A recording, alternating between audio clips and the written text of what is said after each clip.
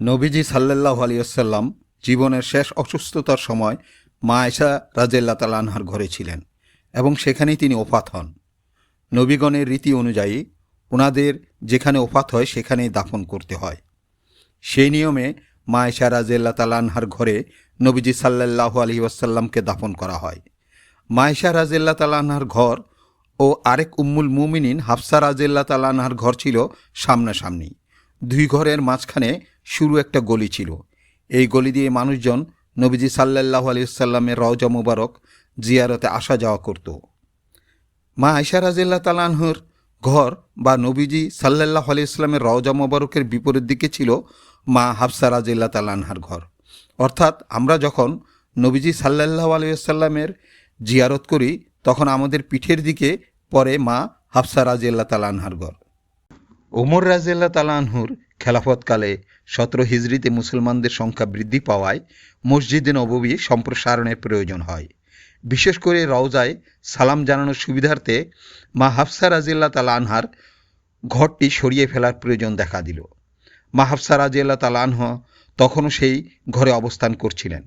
নবীজি সাল্লাল্লাহু আলাইহি ওয়াসাল্লামের রওজার পাশের এই ঘরে মা হাফসা রাদিয়াল্লাহু তাআলা আনহা নবীজি সাল্লাল্লাহু আলাইহি ওয়াসাল্লামের স্মরণ নিয়ে বসবাস করতেন।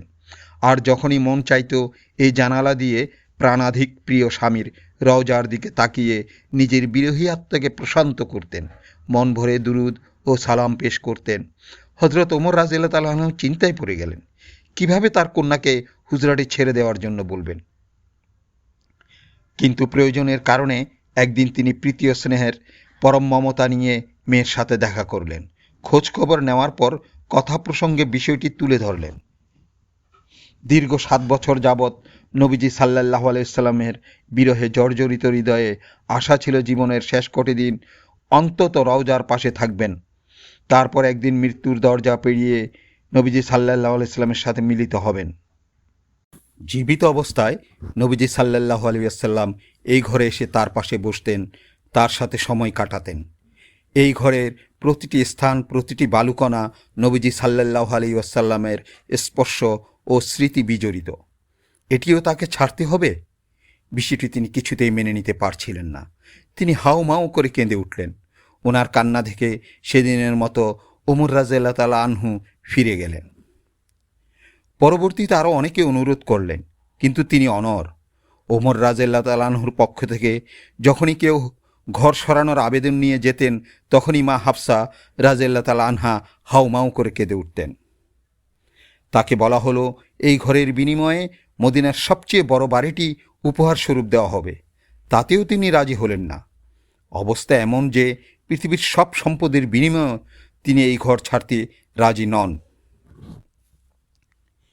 এবার ওমর রাদিয়াল্লাহু তাআলা আনহু ওনার ছেলে আবদুল্লাহ রাদিয়াল্লাহু তাআলা আনহুকে নিয়ে মেয়ের কাছে আবেদন রাখলেন যে তিনি যেন উম্মতে মুহাম্মদীর স্বার্থে হুজরাটি ছেড়ে দেন। আবদুল্লাহ ইবনে ওমর রাদিয়াল্লাহু তাআলা আনহার বাড়িও হাফসা রাদিয়াল্লাহু তাআলা আনহার বাড়ির সাথেই লাগোয়া ছিল। তিনি বোনকে অনুরোধ করলেন তার ঘরে এসে ওঠার জন্য।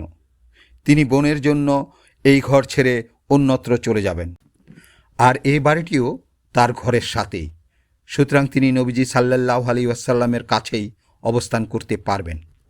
এই প্রস্তাবে মা হাফসা রাদিয়াল্লাহু তাআলা আনহা রাজি হলেন, তবে শর্ত দিলেন তিনি আবদুল্লাহ ইবনে ওমরের যে বাড়িতে উঠবেন সেখান থেকে রওজা শরীফ বরাবর দেয়ালে একটি জানালা কেটে দিতে হবে, যা কখনোই বন্ধ করা যাবে না। হযরত ওমর রাদিয়াল্লাহু তাআলা আনহু মেয়ের কাছে ওয়াদা করলেন কখনোই এই জানালাটি বন্ধ করা হবে না। হযরত ওমর রাদিয়াল্লাহু তাআলা আনহুর খেলাফত শেষ হলো। হযরত উসমান রাদিয়াল্লাহু তাআলা আনহু ও হযরত আলী রাদিয়াল্লাহু তাআলা আনহুর যুগও পেরিয়ে গেল। আম্মাজান হাফসা রাদিয়াল্লাহু তাআলা আনহু ইন্তেকাল করলেন। এভাবে অনেক মাস বছর কেটে গেল।